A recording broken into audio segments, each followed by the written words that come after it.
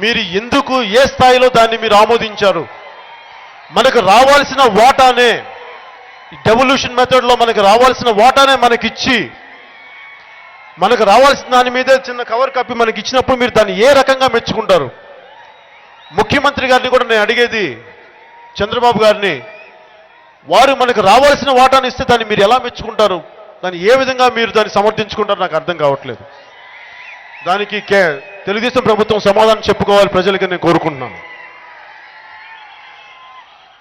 నేను సభల్లో మాట్లాడుతున్నప్పుడు నువ్వు కొన్నిసార్లు చంద్రబాబు గారికి మద్దతుగా మాట్లాడినట్టు ఉంటుంది. అంటే సమకాలీన రాజకీయ వ్యవస్థ నాయకులు ఎలా అయిపోయారంటే ఒకళ్ళనొకళ్ళు బూతులు తిట్టుకుంటా ఇదే రాజకీయాలు అనుకున్నారు. రాజకీయాలు ఇలా కాదు. కల్లూరి గారిని అడగండి రాజకీయాలు అంటే ఏంటో వారు చెప్తారు. వారి పుస్తకాలు చదివిన మనకు రాజకీయాలు అంటే ఏంటో తెలుస్తాయి. ఒక తరిమెల నాగిరెడ్డి గారిని అడగ పుస్తకాలు చదివితే అర్థమైంది రాజకీయాలు అంటే ఏంటి. అంతేగాని నోటికి ఏదొస్తే భాషా సంస్కారం లేకుండా తిట్టే రాజకీయాలు జనసేన చేయదు. జనసేన పార్టీ విధానాల మీద పోరాటమే తప్ప వ్యక్తుల మీద పోరాటం కాదు.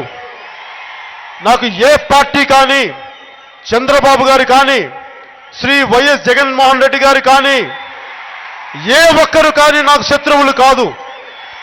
వారితో నాకు ఉండేదల్లా వారి ఆలోచన విధానంలో, వారి పాలసీ విధానాలతో కూడిన విభేదాలే తప్ప నాకు ప్రత్యేకించి ఎవరితో నాకు శత్రుత్వం ఉండదు. నాకు అలా శత్రుత్వం పెట్టుకునే వ్యక్తిని కూడా కాదు నేను. కానీ ప్రజల సమస్యకి మీరు నిలబడలేనప్పుడు, మీరు మేనిఫెస్టోలో చెప్పిన మాటల మీద మీరు నిలబడలేనప్పుడు, దానిని మీరు తప్పించుకొని మాయ మాటలు చెప్తే మటుకు నేను శత్రువునే, చాలా బలమైన శత్రువుని, చాలా బలమైన శత్రువుని.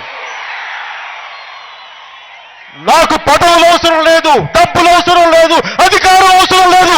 కానీ ప్రజల సమస్యలు పరిష్కారం కావాలి. అలసిపోయాం. దశాబ్దాల దోపిడీ, దశాబ్దాల అన్యాయం, దశాబ్దాల మాయ మాటలు.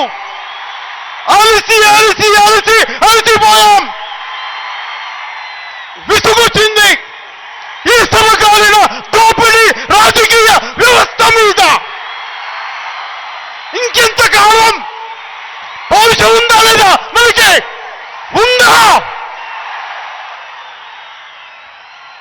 నేను మీకోసం పోరాటం చేస్తున్నాను, మీ తరాల కోసం పోరాటం చేస్తున్నాను, నా కోసం కాదు.